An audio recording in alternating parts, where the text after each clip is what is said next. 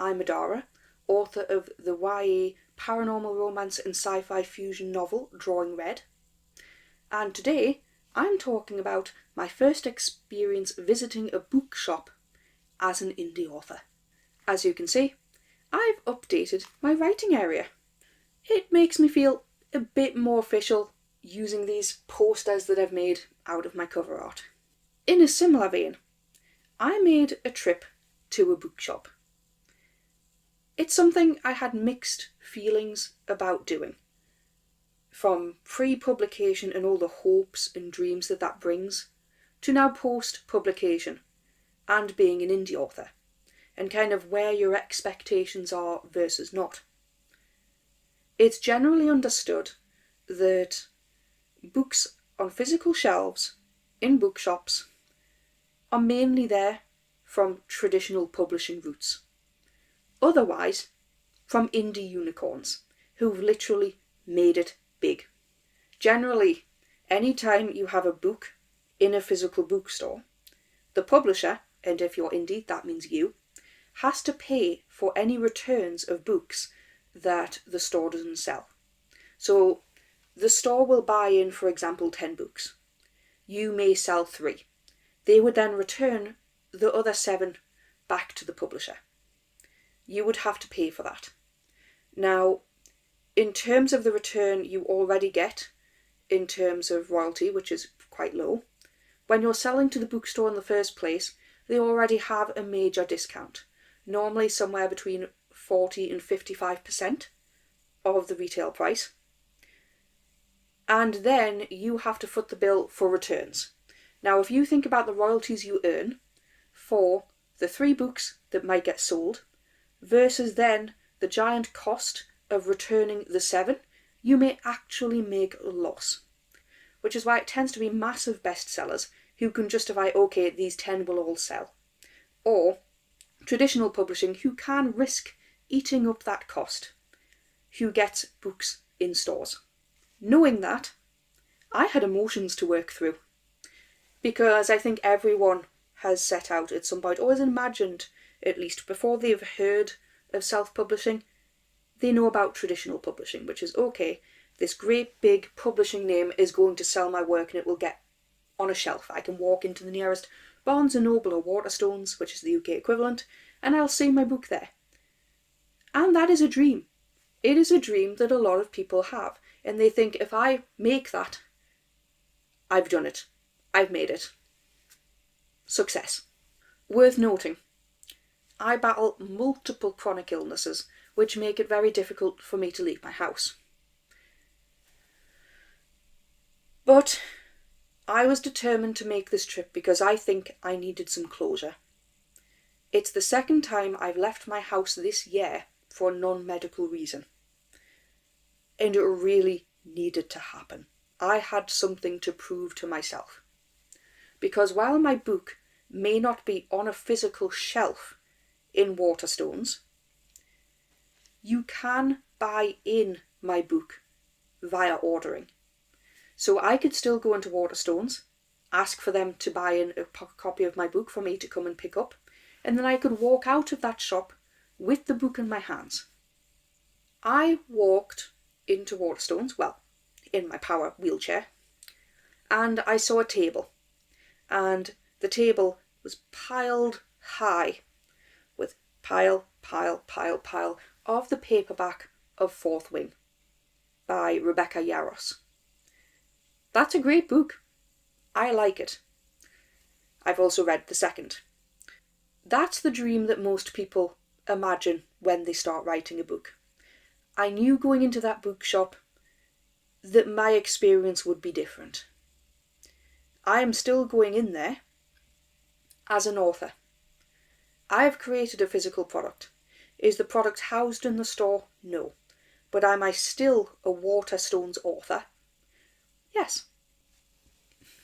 So, similarly with Walmart or Blackwell's, and even stores in countries I've never heard of, they can order my book online and distribute it. And that to me is success. A lot of people define success as, okay, when I see my book on this shelf at this bookstore, I've made it happen. I've made it happen. But seeing a book physically in a store, yes, that does resonate with you because you have made a physical product.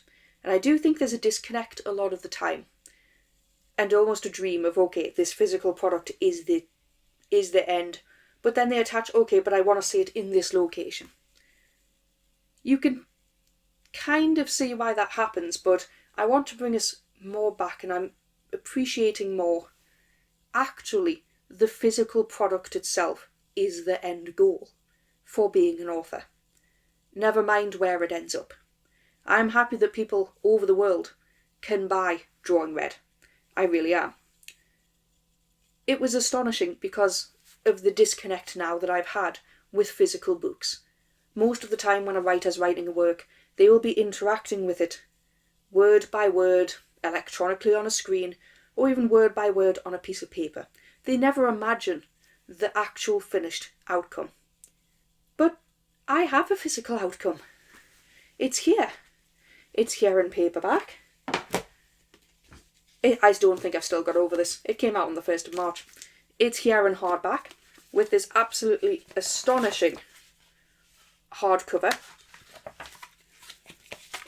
with dust jacket, and even as a large print edition.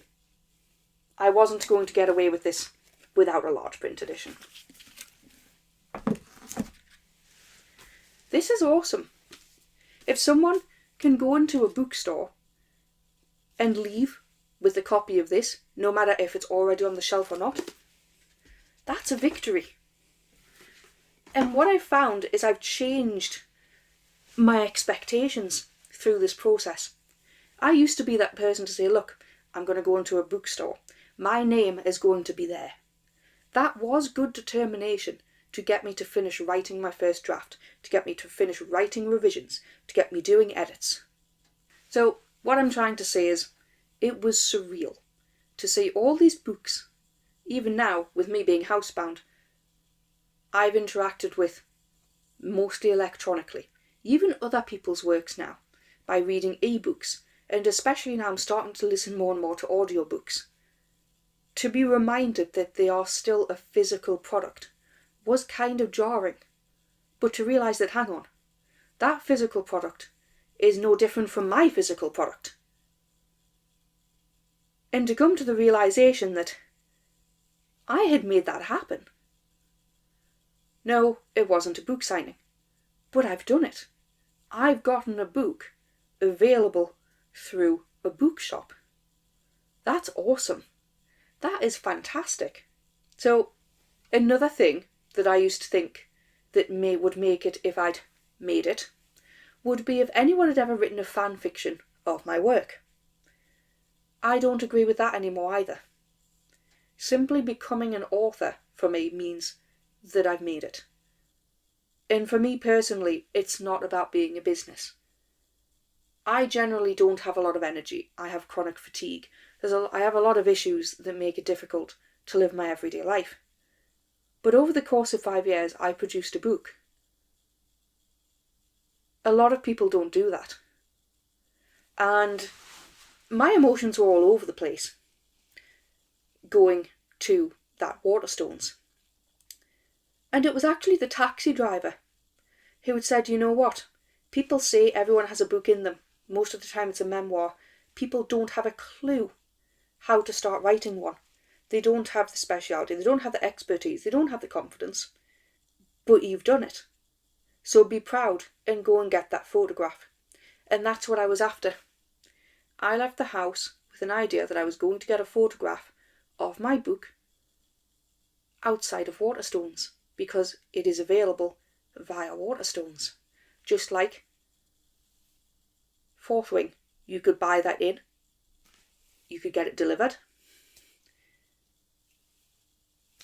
It's not on a shelf, but it's there. So being an author means I have made it. Most of the time on this whiteboard, I've had a message, which has been an author is a writer who actually got around to writing down their ideas. that's been replaced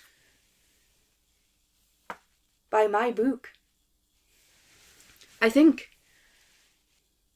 it's only just kind of sunk in, but I needed that trip to do it. To snap out of publication head, sales figures head, marketing head, and to be so lost in the process that now I can step back and see the bigger picture. So, I made it. I'm an author. Bonus points. You can order in my book via Waterstones. You know what the cherry on top was? My book's selling second hand on eBay. There's that amount of interest that it's selling second hand on eBay.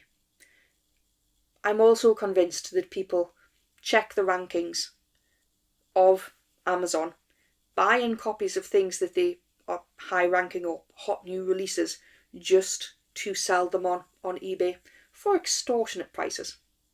Same with Amazon. You can now buy my book second hand from sellers on Amazon. That's incredible. You never know, it might even pop up in a library somewhere. I know for a lot of people, they're Amazon exclusive, and for them, success is having page reads in Kindle Unlimited. Good for them. What do you think counts as author success? Where do you draw your line? Leave a comment below and we can try to have a discussion about it. That's it for now. I have to go now, as I have sensitivity reading to do, and a sequel to write, as I continue to write my story, one day at a time.